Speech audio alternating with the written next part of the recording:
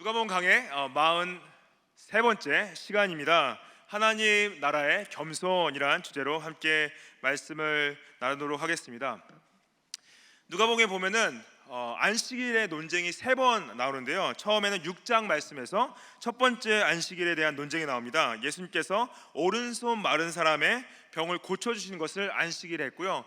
두 번째로 예수님께서 안식일날 또 논쟁을 바리새인들과 하셨는데 누가복음 13장에서 18년 동안 귀신 들려서 허리를 피지 못하고 굽혀있던 여인을 예수님께서 안식일날 회당에서 치유하시는 것을 통해서 또한 바리새인들과 논쟁을 하시는데요. 오늘 세 번째로 또한 안식일에 수종병 든 사람을 고치시는 것을 통해 논쟁하는 부분이 나오는데요. 오늘은 논쟁이라기보다는 예수님께서 일방적으로 가르치신다고 볼 수 있습니다.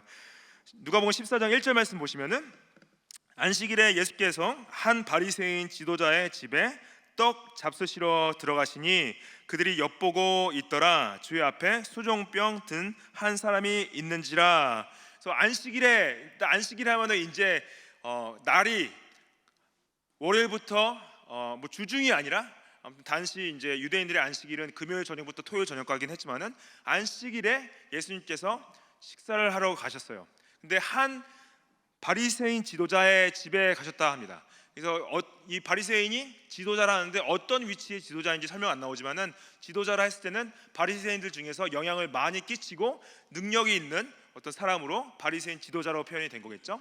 근데 안식일날 이 회당에서 같이 예배를 드리고 유대인들은 사람들을 자신 집에 초대해서 음식을 나누는 것을 당시 굉장히 흔하게 많이 했습니다. 왜냐? 그것이 구약의 율법을 순종한다고 생각했어요. 구약에서 사람들을 초대해서 함께 음식을 나누고 베푸는 것이 하나님께서 기뻐하신다고 생각을 했기 때문에 율법을 지킨다고 생각했기 때문에 그렇게 했습니다. 근데 예수님께서 이 한 바리새인의 지도자의 집에 초대를 응하시고 가셨는데 잘 보시면은 바리새인들이 엿보고 있더라 그래요. 영어로 보시면은 They were watching him carefully. 그죠? 엿보고 있다 그러면은 예수님이 행동 하나하나, 손 하나 드는 거, 말씀 하나 하는 거, 표정 하나 짓는 거, 눈빛 하나 보내는 걸 다 주시하고 보고 있는데요.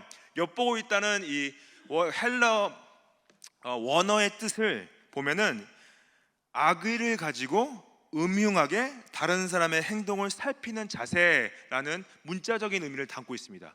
그래서 그냥 보는 것이 아니라 이들이 예수님을 공격하려고 예수님의 잘못과 실수를 언제 하나 지켜보고 있는 거예요. 근데 그걸 저희가 어떻게 알 수 있냐? 주의 앞에 수종병 든 한 사람이 있더라. 그걸 보고 알습니다. 왜 알 수 있냐면요, 수종병은 온몸이 붓는 병인데요, 아마 이 사람이 간이 안 좋았다든지 신장이 안 좋아서 몸에 붓기가 굉장히 많았던 것 같아요. 그럼 붓기가 생기면서 몸에 염증도 생기고 피부도 안 좋아지고 붓기가 빠지지 않는 병인데, 지금 현대의학으로는 쉽게 치료할 수 있는 병입니다. 소염제를 먹어도 되고 아니면은 항생제를 먹어도 되고 치료할 수 있는 게 수종병인데요, 당시는 약이 없었어요. 이거를 치유할 수 있는 약이 없었기 때문에 이것을 걸리면은 하나님의 저주라고 생각을 했습니다. 하나님의 저주라 생각했고 고치지 못하는 병이다 생각을 했어요. 그래서 이 영어로 dropsy 아니면은 오이디마, 이 dropsy 오이디마 그냥 스웰링이에요. 많이 부어 있는 상태예요. 근데 이 사람을 사람들이 생각하기에 하나님의 저주를 받았다. 근데 한 바리새인의 지도자가 바리새인들이 이 사람을 같이 식사하는데 초대했다? 굉장히 흔치 않은 일이었죠. 왜냐하면 하나님의 저주받은 사람들은 피하기 원했기 때문에 이 사람을 집에 데려와 있는 것 자체가 예수님을 함정에 빠뜨리려고, 예수님을 시험하려고, 예수님을 공격하려고 세팅을 해놓은 거예요. 계략을 꾸며놓은 거죠. 예수님 앞에 있었어요. 근데 예수님께서 이 수종병을 치료하시기 전에 유대인들한테, 거기 바리새인들한테 질문을 던집니다. 3절 말씀에 예수께서 대답하여 율법 교사들과 바리새인들에게 이르시되 안식일에 병 고쳐 주는 것이 합당하냐 아니하냐 그러죠. 근데 그들이 잠잠했다 얘기를 하는데요, 예수님께서 이들의 계략을 알고 계셨어요. 이들이 지금 나를 공격하라는구나. 근데 예수님께서 이 계략을 아심에도 불구하고, 어떻게 보면 함정을 파놓은 걸 아심에도 불구하고 가셨습니다. 가신 의도를 정확히 알 수는 없겠지만 아마 이들에게 안식일의 바른 의미를 가르치시고 이들이 할 수 있으면 회개하고 돌아가기 원하셔서 가신 게 아닌가 우리가 추측해 볼 수는 있죠. 근데 이 당시 유대 율법이 분명한 것은 모세 율법이 십계명 안에서 안식일에는 일을 하지 말고 안식하라는 것이 율법에 적혀 있습니다. 근데 그게 오랜 세월 아마 이제 모세 율법을 받은 게 한 1500년, 1600년 사이라고 보면은 한 1500년간 율법을 지켜오면서 유대 전통이 이제 생겨나기 시작한 거예요. 전통이 생길 수밖에 없죠. 문화라는 것 자체가 어떠한 룰이 있으면 그것을 이제 계속 전통으로 만들어가는데 전통이 어떤 전통이 있었냐면은 어떤 상황에서는 안식일날 치료의 행위를 해도 되고 어떤 상황에서는 치료의 행위를 하면 안 된다. 예를 들어서 만성으로 오랫동안 아파온 사람은 그냥 그 다음날 치료받아도 되니까 치료하면 안 되고 갑자기 급성이나 다친 사람들은 치료할 수 있다 이런 전통을 만들어 온 거죠. 근데 예수님께서 여기서 잘 보시면은 병 고쳐주는 것이 합당하냐 이 질문했을 때 Is it lawful to heal? 법적으로 치료를 해도 되냐 안 되냐. 근데 잘 보시면 영어로 보시면요 예수님께서 표현하실 때 Is it lawful to do the work of healing 그렇게 안 하시고 to heal 그게 무슨 말이냐면은 내가 치료의 행위를 하는 것이 법적이냐 아니면 치료하는 것이 법적이냐 이 책에 뭐냐면은 행한다는 의미 있을 때 성경에서는 모세 율법에서는 치유하지 말라는 얘기는 없거든요. 무슨 말인지 아시죠? 일하지 말라는 얘기 있지만은 치유하지 말라는 얘기는 없어요. 그렇죠? 근데 예수님께서 Is it lawful to heal? 해서 이게 내가 치유하는 것이 법적이냐 아니냐 물어봤을 때 유대인들이 만약에 바리새인들이 예수님 그거는 불법입니다. 치유하는 것은 불법입니다 했을 때 예수님이 뭐라 할 수 있냐면요 성경 말씀을 가지고 와라 할 수 있어요. 모세 율법에 안식일 날 치유하지 말라는 이야기가 있냐? 근데 그런 얘기가 없거든요. 예. 그리고 만약에 그럼 이 사람들이 아닙니다 그 법적입니다 해도 율법적입니다 하면 뭐예요? 자신들이 그냥 진 것을 인정한 거죠. 예수님 마음껏 치유하십시오 그러는 거잖아요. 예. 근데 본인 이게 뭐의 오해라고 제가 설명을 드렸었죠. 안식일의 정신이 뭡니까? 안식일에 여러분들 하나님께서 우리에게 안식하라고 하신 이유는 뭐냐면은 우리를 사랑하셔서 축복으로 주신 거예요. 우리가 하나님을 사랑하고 이웃을 사랑하라고 안식일을 주신 거죠. 예. 여러분들 생각해 보시죠. 우리가 살면서 7일 내내 일하다가 삶이 마친다고 생각해 보세요. 좀 멈추지 않으면 계속 일하시는 분 계세요. 그렇죠? 근데 안식일은 하나님께서 모세 율법 전에 창조시에 창조 법령으로 주셨죠. 6일 일하시고 하루 쉬시는 거는 하나님께서 우리 인간을 위해서 인간을 창조하셔서 이 창조의 그 리듬 6일을 일하고 하루를 쉴 수 있는 하나님의 은혜예요. 은혜의 축복이죠. 근데 그 축복과 은혜 그 안에 하나님께서 원하시는 건 뭐냐? 하나님을 사랑하고 이웃을 사랑하라고 하셨는데 하나님과 사랑과 이웃과 사랑한 것 상관없이 그냥 그걸 문자적으로 종교적으로 율법적으로 지키는 뭡니까? 나 오늘 쉬었다는 거죠. 안 했다는 거죠. 아무것도 안 했다는 거죠. 그게 이제 바리새인들이 가지고 있던 거예요. 그래서 그들이 잠잠했다 그럽니다. But they remained silent. 왜냐? 대답을 할 수가 없었어요. 네 맞습니다 대답할 수도 없었고 아닙니다 틀렸습니다 대답할 수도 없었던 거죠. 그래서 예수님께서 어떻게 하시냐? 예수님께서 수종병 든 사람을 데려다가 고쳐주시고 보냅니다. 근데 이거를 이들과 대화를 하고 식사하시기 전에 하시는데 왜 그러냐? 결국에는 수종병 든 사람은 초대받은 사람이 아니라 예수님을 함정을 빠뜨리기 위해서 바리새인들이 데리고 온 사람이기 때문에 얼마나 창피했겠어요. 자신이 그 자리에 있는 것 자체가 너무 얼마나 괴로웠겠어요. 그 사람의 마음을 아시고 예수님께서 먼저 데려다가 치유하시고 보낸 거죠. 보내고 예수님께서 다시 이제 그 바리새인들을 가르치십니다. 5절 말씀에 또 그들에게 이르시되 너희 중에 누가 그 아들이나 소가 우물에 빠졌으면 안식일에라도 끌어내지 않겠느냐? 그들이 이에 대하여 대답하지 못했다 그러죠. 당연하죠. 자신의 아들이 우물에 빠졌어요. 안식일 날. 그거를 구하지 않을 바리새인이 있었을까요? 없었을까요? 자신의 소가 우물에 빠졌어요. 그거를 구해내지 않는 바리새인이 있었을까요? 없었을까요? 근데 구하는 게 일이잖아요. 그러면 안식인들이 이거는 구하는 일이니까 내 아들이 죽게 내버려둬야지, 이거는 구하는 일이니까 내가 그냥 소를 죽게 내버려둬야지, 그런 바리새인이 있었을까요? 아니라는 거죠. 잘 생각해봐라. 너희들이 자녀들이 그렇게 됐을 때 어떻게 했냐? 나는 내 자녀인 이 수정병이 든 사람을 내가 안식일에 치유하는 것이 왜 잘못됐냐 말씀하시는 거죠. 그래서 이 유대인들, 바리새인들의 안식일의 이해는 뭐였냐? 어떠한 안식일을 율법적으로 종교적으로 이해하고 행하고 아무것도 안 한 것을 의롭게 생각했어요. 그래서 이 영적인 교만은 뭐냐면요, 영적인 교만은 딱 이겁니다. 내가 이걸 했기 때문에 하나님 앞에서 의롭다는 게 교만인 거예요.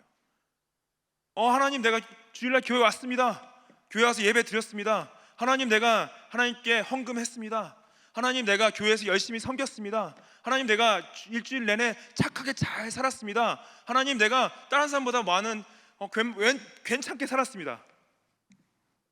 그게 의인가요? 저희의 의인가요? 아니죠.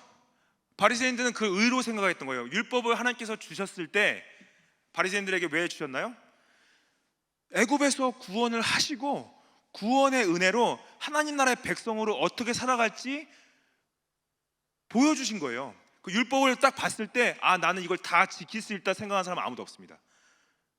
근데 그렇게 생각했어요. 난 이거 다 지킴으로 말미암아 하나님 앞에서 의롭게 될 수 있다 생각한 거예요. 여러분들, 우리는 어떻게 의롭게 됩니까? 율법은요, 우리가 봤을 때 우리가 죄인인 걸 알게 하는 거예요.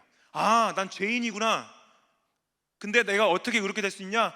오직 예수 그리스도의 순종과 그분을 믿는 믿음으로 말미암아 나는 의롭게 될 수 있는 거잖아요. 그게 복음 아닙니까? 우리에게 굿뉴스는 나는 아무리 착하게 살아도 착하게 살 수가 없어요. 우리는 모두 죄인이기 때문에. 그리고 나는 어떠한 삶을 살아도 내 자신을 의롭게 만들 수는 없어요. 하지만 죄 없으신 분이 십자가에서 죽으시고 부활하셔서 그분을 믿는 믿음으로 말미암아 나를 의롭게 하실 수 있는 길을 여셨다는 거죠. 그래서 우리가 의인이지 않습니까? 그래서 우리가 지속적으로 우리 안에 그런 생각을 버려야 돼요. 나 웬만큼 했으니까 괜찮다. 하나님 앞에서 나는 의롭다. 나는 뭘 했기 때문에 하나님께서 좋게 봐주실 것이라는 것 자체는 성경이 말하는 복음이 아니라는 거죠. 그럼 영적인 교만이요, 보면 여기서 영적인 무지와 연결되어 있음을 볼 수가 있습니다. 보면 여기서 그들이 대답하지 못했다 그러죠. 대답하지 못했다. 여기서 어떻게 대답하냐면요, 뭐라고 대답하냐면, 그렇습니다 예수님, 저희가 안식일에 대해서 잘못 생각하고 있었습니다. 예수님, 용서하여 주십시오.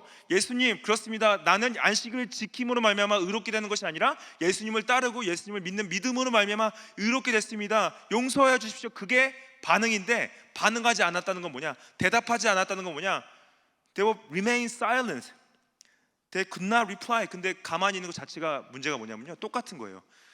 그 안에는 마음 가운데는 예수님과 동의하지 않고 예수님을 따르지 않겠다는 그 마음의 교만이 있다는 거죠. 영적 무지는 영적 교만과 똑같습니다. 여러분들 매주 교회 나와서 말씀 듣고 아니면은 뭐 온라인에서도 말씀 듣고 하시죠. 듣고 나서 변화되기 싫어하시는 분들 계세요.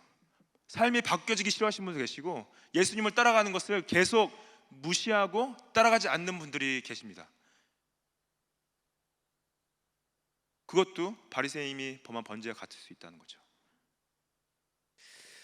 그리고 여러분들, 이 영적 교만이 개인이 아니라 공동체적으로도 올 수가 있어요. 바리새인들처럼 공동체적인 교만은 뭐냐면요, 우리 교회가 이만큼 했는데, 우리 교회가 이만큼 드렸는데, 우리 교회가 이만큼 졌는데, 우리 교회가 이만큼 사역을 했는데, 그러면서 우리는 하나님 앞에서 괜찮은 교회다 생각하는 게 영적 교만입니다. 저는 저희 교회 분들이 그렇게 생각하시는 분들이 안 계시다고 생각해요. 근데 그 쉽게 공동체적인 교만에 빠질 수가 있어요. 한국 사람은 뭐 어떤 나라 사람들보다 훨씬 낫다. 우리 교회는 어떤 교회보다 낫다. 그렇습니까? 그거는 성경에서 말하는 영적 겸손이 아니라는 거죠.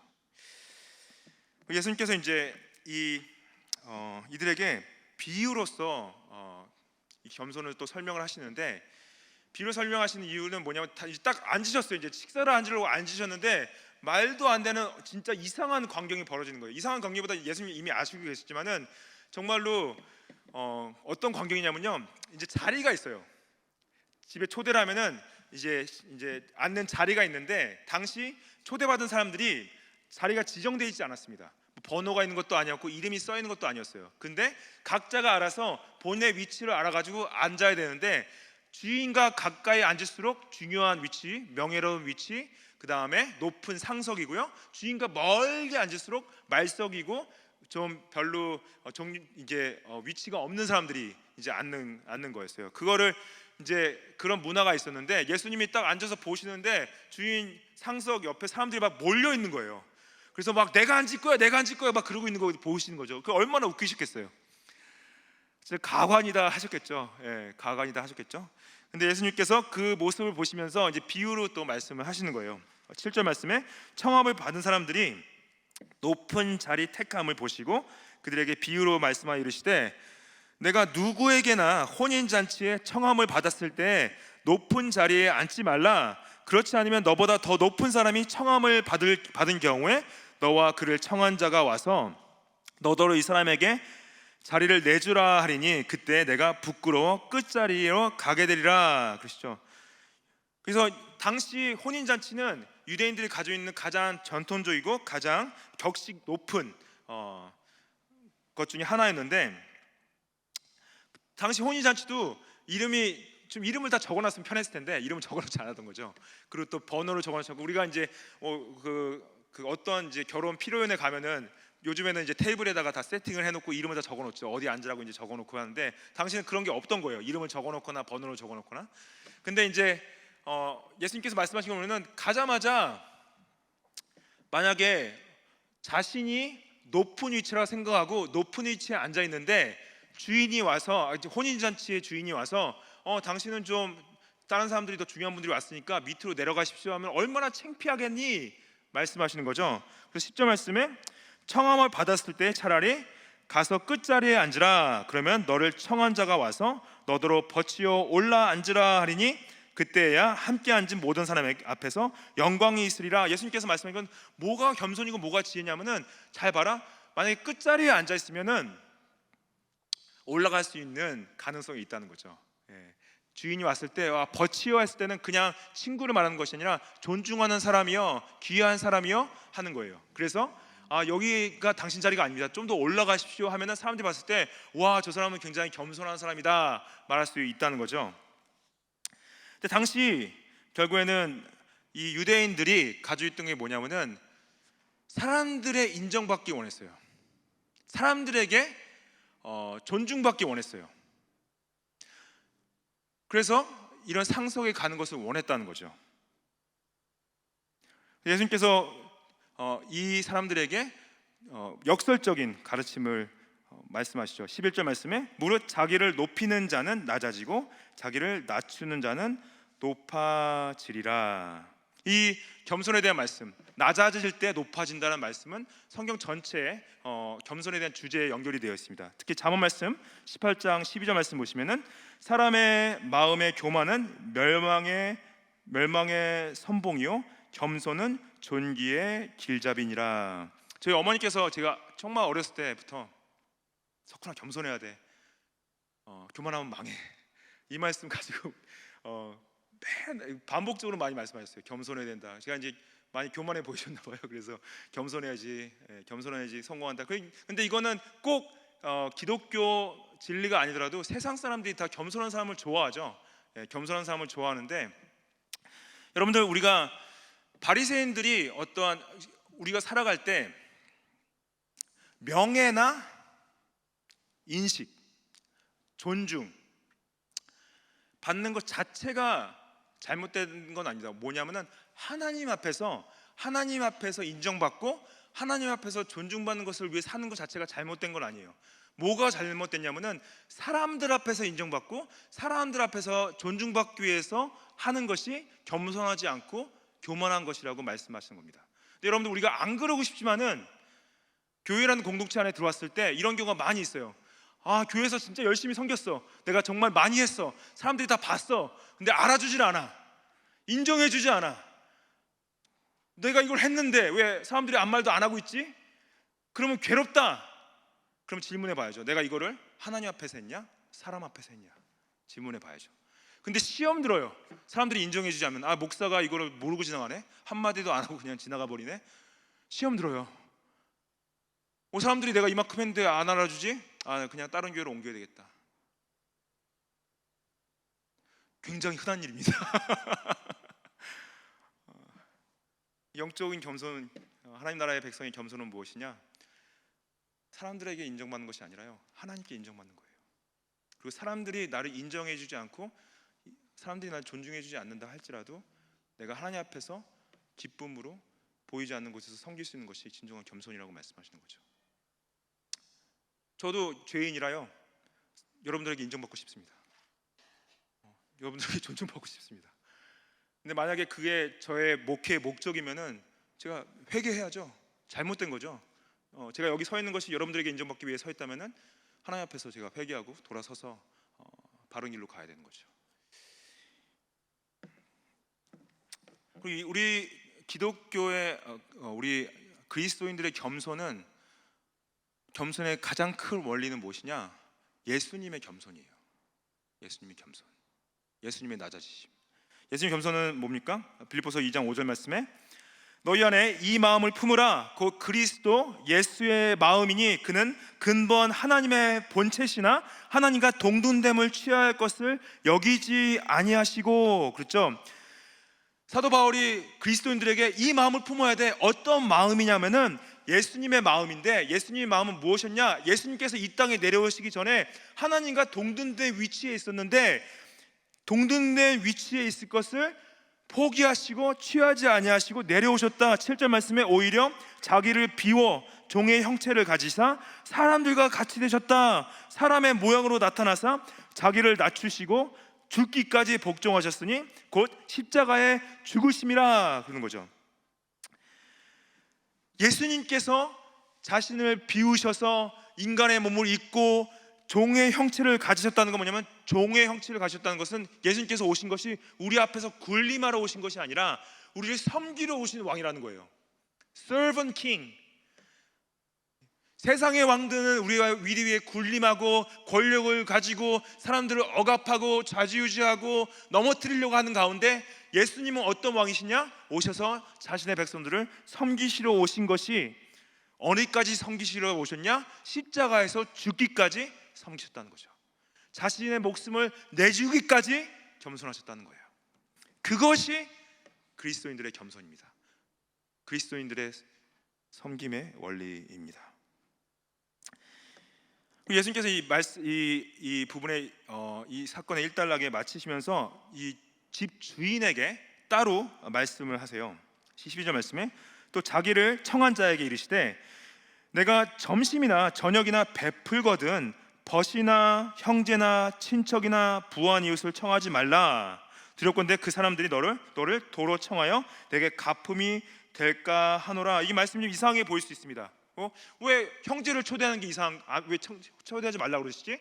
왜 이웃을 초대하지 말라고 그러시지? 왜 친척을 초대하지 말라고 그러시지? 당연히 초대해도 여러분들 가족들 초대해서 식사하고 친척들 초대해서 식사하고 이웃들 초대해서 식사하는 게 잘못됐습니까? 예수님께서는 그걸 하지 말라고 하시는 게 아니라요, 당시 상황이 힘 있는 자들, 지도자들이요, 어렵고 힘들고 가난한 사람들 초대하지 않고 자신에게 갚을 수 있는 사람들만 초대했다는 거예요. 그래서 13절 말씀 보시면은 잔치를 베풀거든 차라리 가난한 자들과 몸 불편한 자들과 저는 자들과 맹인들을 청하라 그러시는 거죠.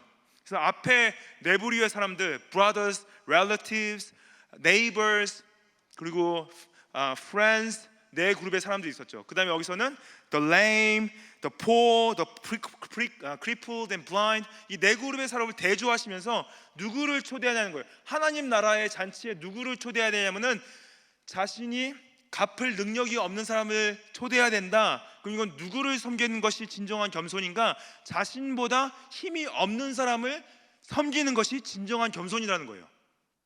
자신보다 가진 게 더 많거나 가진 것이 같거나 자신보다 아는 것이 더 많거나 아니면 자신보다 더 능력 있는 사람들을 초대했을 때는 뭐냐면요, 그 사람들에게 다시 가서 갚아야 될 수밖에 없다는 거죠.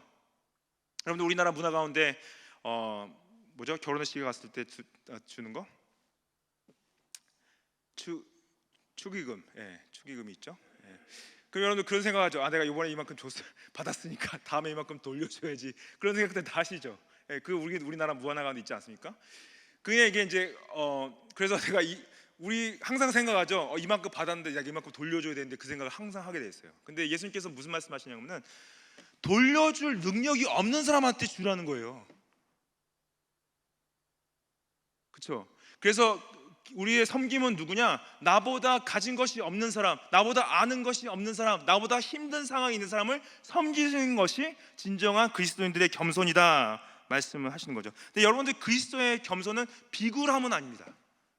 비굴함은 성경에서 말하는 겸손이 아닙니다. 비굴함은 뭐냐면요, 자신보다 힘있고 자신보다 더 많이 알고 자신보다 더 많이 가진 사람들 앞에서 섬기는 거예요. 그 사람들에게 뭘 바라면서. 그거는 비굴함이라고 얘기를 해요.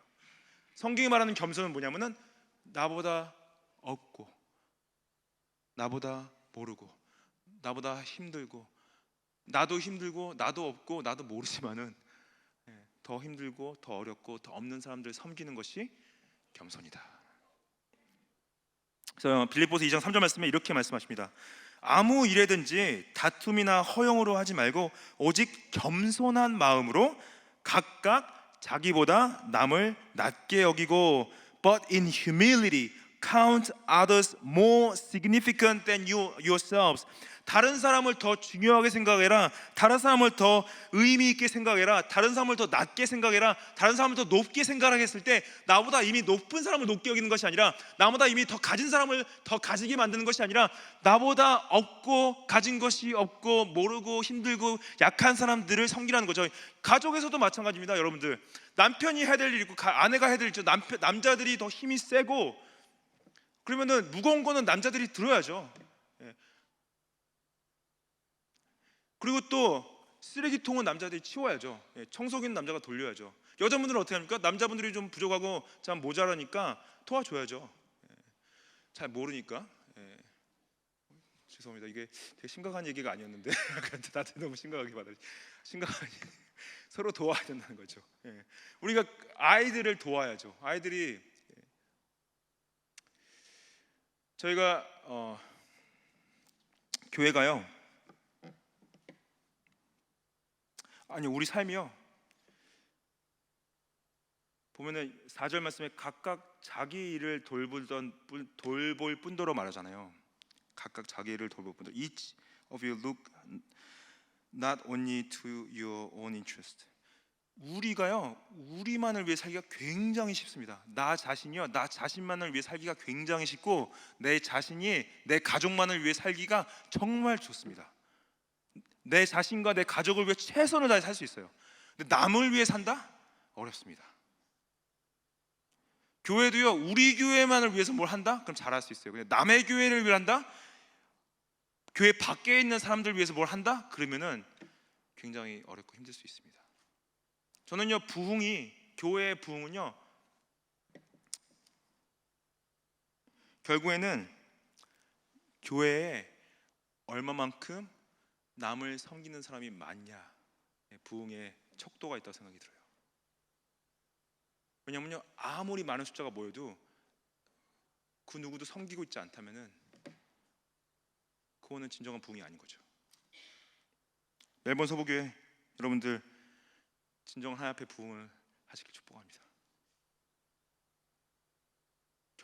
겸손했으면 좋겠습니다. 하나님 앞에 낮아져서 우리만을 위해 사는 것이 아니라 우리 교회만을 위해 사는 것이 아니라 돌아보고 이 주위를 돌아보고 다른 교회들 돌아보고 섬길 수 있는 교회, 주님이 기뻐하시는 교회 됐으면 좋겠습니다. 같이 기도하시겠습니다.